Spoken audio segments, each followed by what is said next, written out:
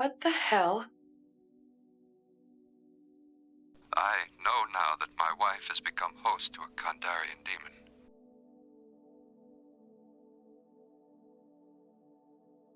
Paramount buried this film for 25 years. Not just shelved it, they denied it existed. If you called the studio asking about White Dog, they'd tell you they had no idea what you were talking about. The movie was based on a true story. A young actress played by Christy McNichol hits a stray German Shepherd with her car, nurses it back to health, and adopts it. The dog saves her from a home intruder, so she thinks she's got this loyal protector. Then it escapes and kills a black truck driver, and she realizes what she's actually dealing with. The dog had been raised by a racist to attack black people on sight. Rather than put the dog down, she takes it to an animal trainer, a black man played by Paul Winfield, who tries to deprogram the animal's conditioning. Paramount knew the material was risky from day one, but they fast-tracked it into production because they wanted something ready before an impending Writers and Directors Guild strike. But once Simon Fuller actually started shooting, the studio panicked. They sent notes asking him to strip out all the racial content and just turn it into a standard killer animal movie. Basically, Jaws with fur. Then civil rights organizations found out about the project and got worried. They thought a movie about a dog trained to attack black people might give white supremacists ideas. They threatened Paramount with boycotts if the studio released it. And Paramount, who had already been nervous, completely caved. White Dog got a handful of limited screenings, and then they pulled the plug on the release completely. Fuller was devastated by all of this. He moved to France, and he never directed another film in the United States. Ken Russell was radioactive in Hollywood when he made this. His previous American film, Altered States, had turned into a war with the screenwriter Paddy Chayefsky. The two of them fought so viciously that Chayefsky publicly disowned the movie.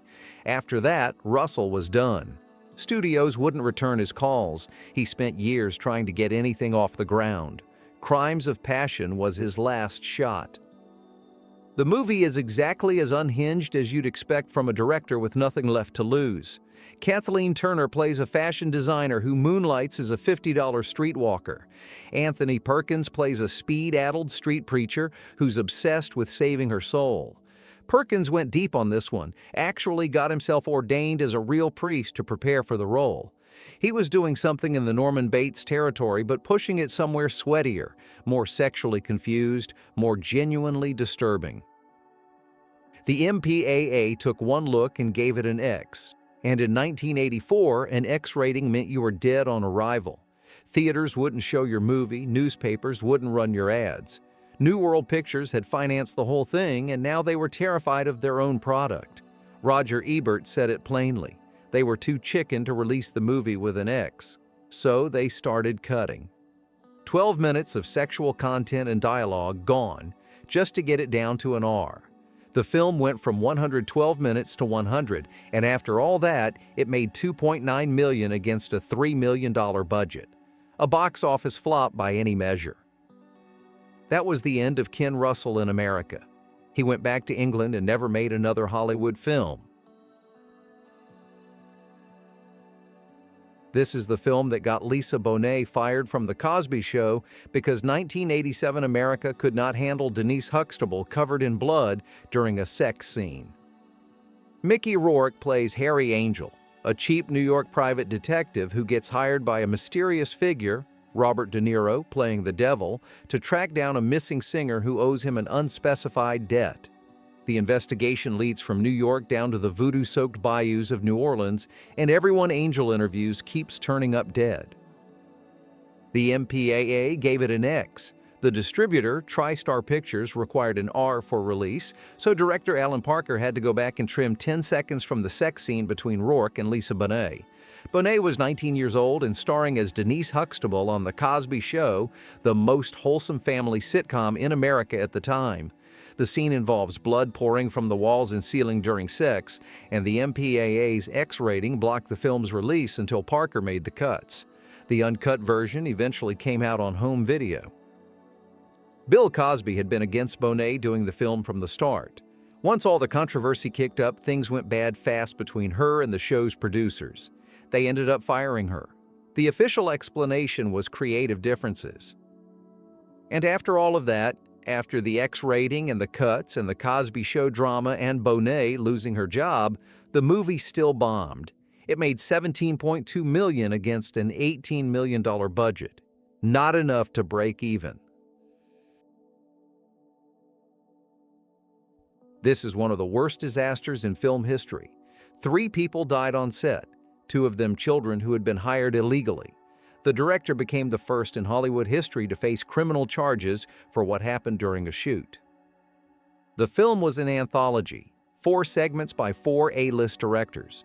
John Landis directed the first segment called Time Out, where Vic Morrow plays an American bigot who gets transported through time into the bodies of the people he hates. A Jewish man in Nazi-occupied France, a black man being chased by the Klan, a Vietnamese civilian under American helicopter fire. The scripted ending was supposed to show redemption, Morrow's character rescuing Vietnamese orphans. Landis wanted the shot with real kids, real helicopters, real pyrotechnics. When the casting agency told him the labor laws wouldn't allow it, he didn't adjust the schedule. He went around them instead. He had a producer find kids off the books, parents who would take cash and not ask questions. He kept the children's names off the official call sheets so there wouldn't be a paper trail. On July 23, 1982, around 2 in the morning, they were filming that redemption scene. A staged explosion damaged the tail rotor of a low-flying helicopter. The pilot lost control. The helicopter crashed into the river and killed Morrow and both children. They were 7 years old. 5 crew members, including Landis, were charged with involuntary manslaughter, the first time a film director had ever faced criminal charges for something that happened on set. All 5 were acquitted. The family settled out of court. Steven Spielberg had co-produced the film. After the crash, he ended his friendship with Landis completely. He called it the worst moment of his career, and he never worked with Landis again. William Friedkin was trying to make a movie, and every single day there were protesters outside. Activists showed up at every location in New York and messed with filming. Over 1,000 people showed up to the production office in Greenwich Village and blocked traffic in a sit-in. The National Gay Task Force asked the mayor to pull the film's permit. The mayor said no, he wouldn't censor it, and sent 100 cops to deal with the protesters instead. That movie was called Cruising. Al Pacino plays a young cop who goes undercover in New York's gay scene to catch a serial killer. Friedkin had based it partly on reporting by a journalist named Arthur Bell, who'd written about real unsolved murders of gay men in New York. When Bell found out what Friedkin was doing with his work, he led the opposition himself. Friedkin finished the movie despite all of it. Then he had to deal with the ratings board. He submitted Cruising to the MPAA 50 times. They kept rejecting it. He ended up cutting 40 minutes of footage, stuff he described as pure male. Those 40 minutes Friedkin cut are gone now. When he tried to restore them for the 2007 DVD, he found out United Artists didn't have the material anymore. Nobody knows if it was destroyed or just lost. Either way, it's not coming back. Brian De Palma made Dressed to Kill as an homage to Hitchcock. Angie Dickinson plays a housewife who gets murdered in an elevator with a straight razor. Michael Caine plays her psychiatrist. The MPAA originally gave it an X rating. Feminist groups in the U.S. organized pickets at theaters arguing the film punished women for being sexual. In the UK, the controversy became something else entirely. Dressed to Kill opened in British theaters on November 9, 1980. Feminist groups were already protesting based on what they'd heard from the U.S. release. And then 8 days later, on November 17th, the Yorkshire Ripper killed a 20-year-old woman. It was his 13th victim and his last. The picket lines changed after that. They weren't just protesting a movie anymore. Activists said films like Dressed to Kill, along with The Shining and He Knows You're Alone, which were also in UK theaters that month, normalized the idea of men hunting women. Nothing got banned, obviously, but the controversy was insane over there. TriStar released Silent Night, Deadly Night on November 9, 1984, same day as A Nightmare on Elm Street. For the first week, Silent Night made more money. The film is about a boy who watches his parents get murdered on Christmas Eve by a man dressed as Santa. He grows up in an abusive orphanage, gets a job at a toy store, snaps, puts on a Santa suit, and starts killing people. TriStar ran TV ads showing a killer Santa climbing down chimneys with an axe. They ran these during prime time when kids were watching. The PTA organized protests. Milwaukee had picket lines. Gene Siskel went on national television and read the names of the people who made the film. He said, "Shame on you, you people have nothing to be proud of. Your profits truly are blood money." He called it the most contemptible film he'd ever seen. But Gene Siskel didn't kill the movie. Coca-Cola did. TriStar was owned by Coke, and Coke had built their Christmas advertising around Santa Claus since the 1930s. That association was worth more than any movie. A killer Santa wasn't just bad publicity for the studio, it was a threat to one of the most valuable brand identities in corporate history. 6 days after release, Coke pulled the TV ads. Then they yanked the film from theaters. Silent Night, Deadly Night had made triple its budget in 10 days, and then it was gone. Sam Raimi finished The Evil Dead and couldn't get anyone to release it. Paramount passed. Other studios said it was too gruesome. The film sat there with no distributor, and it looked like nobody would ever see it. Then Stephen King saw it at Cannes in 1982. He wrote a review for Twilight Zone magazine and called it the most ferociously original horror film of the year. New Line Cinema picked it up after that. Raimi said later that without King's review, the movie might have been lost. Then half of Europe spent 3 decades trying to destroy it anyway. In the UK, a moral campaigner named Mary Whitehouse declared it the #1 video nasty. Suddenly, the distributors who'd shipped the tape to video stores were getting taken to court. Shop owners couldn't afford to fight, so a lot of them just pleaded guilty to supplying obscene material. The film was banned on home video in Britain for 5 years. Raimi had to fly to England to defend his movie in court. Germany banned it outright in 1984. That ban lasted 32 years. Sony Pictures finally got it reversed in 2016 by convincing 3 separate German courts to overturn the ruling. Finland, Iceland, Ireland, and Sweden all banned or censored it too. College student played by Kyle MacLachlan comes home to small-town Lumberton, finds a severed human ear in a vacant lot, and follows the trail into a nightmarish underworld of sexual slavery and psychotic violence. David Lynch had been trying to get Blue Velvet made since the late 1970s. He'd take the script around to studios and they'd read it and say no. The content was too sexual and too violent, basically just too weird. Nobody wanted to touch it. And then Dune came out in 1984 and bombed, and suddenly Lynch wasn't just a guy with a weird script, he was toxic. A director who had just lost a studio a ton of money on a science fiction disaster. The only person willing to finance Blue Velvet was Dino De Laurentiis, who had also produced Dune, and even he would only give Lynch $6 million to work with. The first test screening was a catastrophe. The response cards from the audience were vicious. One of them read, "David Lynch should be shot," and people didn't just walk out of the theater. One producer who was there said they ran up the aisles to get away from what they were watching. When the film opened in September 1986, critics went to war with each other over it. The New York Post called it one of the sickest films ever made. Canada banned it entirely on the grounds that it depicted sexual violence as pleasurable to the victim. This film was based on something that actually happened. In 1981, a 16-year-old kid strangled his 14-year-old girlfriend in a quiet suburb of Silicon Valley and left her body by a river. Then he started bragging about it. He brought at least 13 of his classmates out to see the body lying there.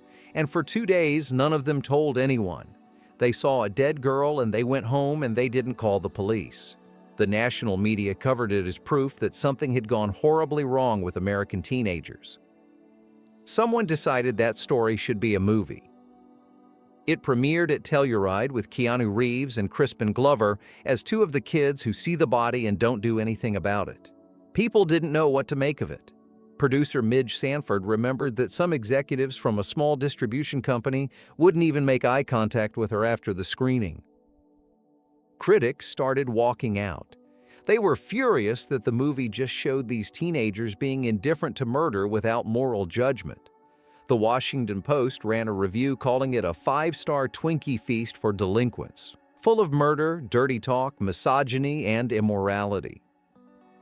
The political response came from every direction and none of it was friendly. Conservatives looked at the film and said this is proof that American teenagers have rotted from the inside.